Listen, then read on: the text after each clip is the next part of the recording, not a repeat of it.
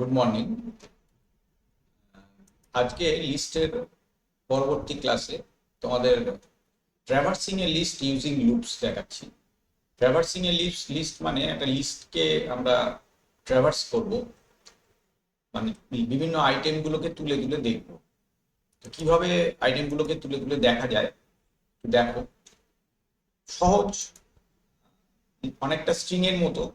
আগেও এমনি লিস্টও হয়তো দেখিয়েছি। দেখো, L1 বলে আমি একটা লিস্ট তৈরি করছি, এর ভেতর ভ্যালু দিচ্ছি 1 2 3 4 5। এবার এই এলিমেন্ট গুলোকে আলাদা আলাদা করে যদি দেখতে চাই তাহলে কি করব, ফর আই ইন L1 দিয়ে দিলাম এবং এইখানে প্রিন্ট করব আই কে।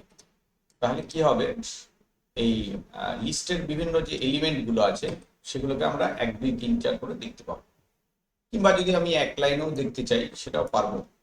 এন্ড স্টেটমেন্টটাকে চেঞ্জ করতে হবে প্রিন্টের, এখানে এন্ডটাকে স্পেস করে দিতে হবে, তাহলে এক লাইনেই সবকটা এলিমেন্টকে আমরা দেখতে পাবো। ঠিক আছে, তো এইবার এই লিস্টটা তো যদি ক্যারেক্টার টাইপ হতো, ধরো L2 বলে একটা ক্যারেক্টার টাইপ লিস্ট আছে, সেখানেও আমরা এইভাবেই ডেটা দেখতে পাবো, মানে লুপ ঘুরিয়ে। ধরো অ্যাপেল, ব্যানানা আর অরেঞ্জ আছে।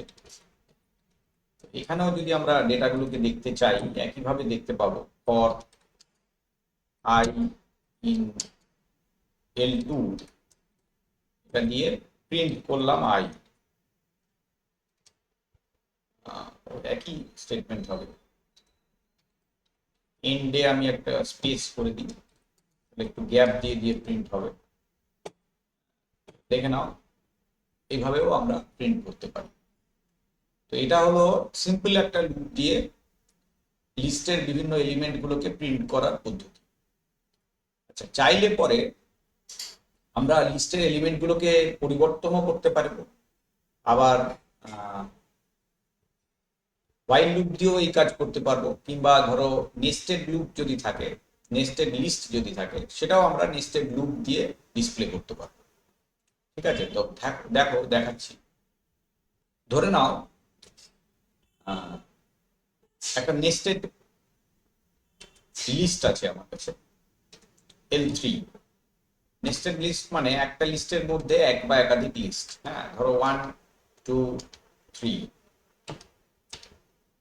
তার ভেতরে আছে দেখো 4 5 6, তার ভিতরে ধরো রেখেছি 7 8 9, আর একটা রাখছি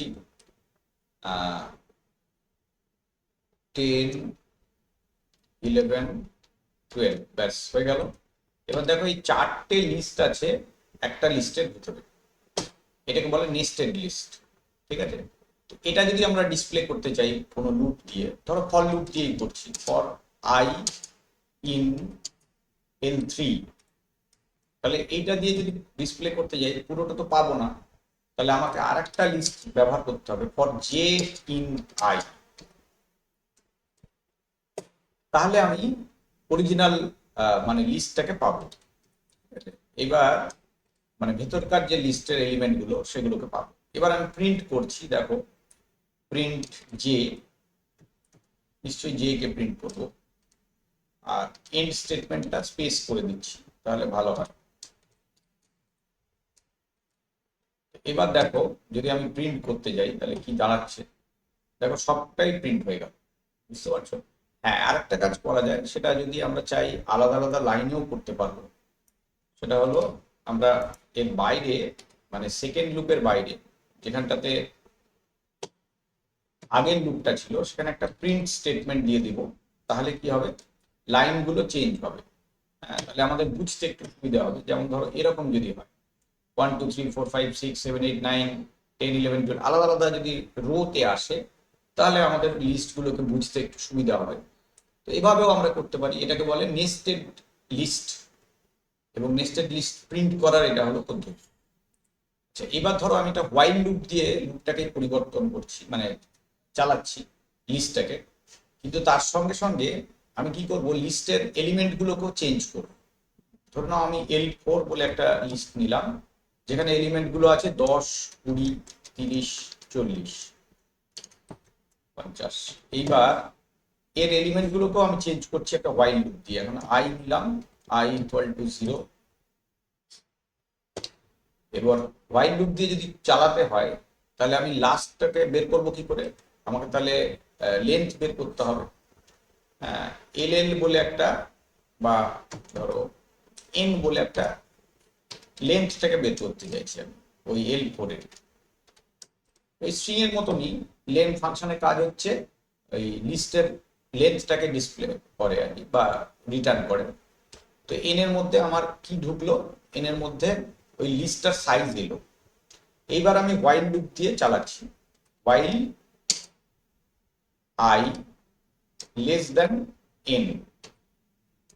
কেন, আই স্টার্ট হচ্ছে কত থেকে, 0 থেকে, তাহলে লেস দেন এন দিয়ে চালাবো। এবার এর ভেতর আমি কি করছি, এর এলিমেন্ট গুলোকে একটু চেঞ্জ করছি। কি করছি, L4 I equal to L4 I into 2 বা 3। তার মানে কি হবে, এগুলো গুণ হয়ে যাবে।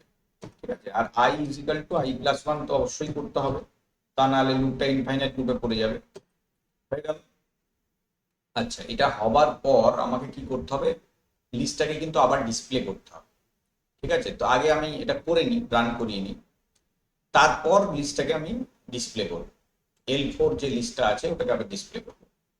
এটা হয়ে গেল। এবার ধরো আমি L4 লিস্টটাকে ডিসপ্লে করছি, দেখো খেয়াল করো, 10টা 30 হয়ে গেছে, 20টা 60 হয়ে গেছে, মানে 3 গুণ করে ডেটাগুলো চেঞ্জ হয়ে গেছে। এইভাবে আমরা লুপ ব্যবহার করে হোয়াইল লুপ দিয়েও লিস্টকে ট্র্যাভার্স করতে পারবো, ফর লুপ দিয়ে সাধারণ লিস্টকেও ট্র্যাভার্স করতে পারবো, as well as for loop দিয়ে, দুটো ফর লুপ দিয়ে বা 3টে ফর লুপ দিয়ে নেস্টেড যে লিস্ট হয় সেটাকেও আমরা ট্র্যাভার্স করতে পারবো। ঠিক আছে, এই ছিল আমাদের লিস্ট ট্র্যাভার্স করার বিভিন্ন পদ্ধতি। ঠিক আছে, লাইক করবে, শেয়ার করবে, কোনো প্রশ্ন থাকলে কমেন্টে জানাবে। আজকের ক্লাসে এইটুকুই রাখছি। Thank you.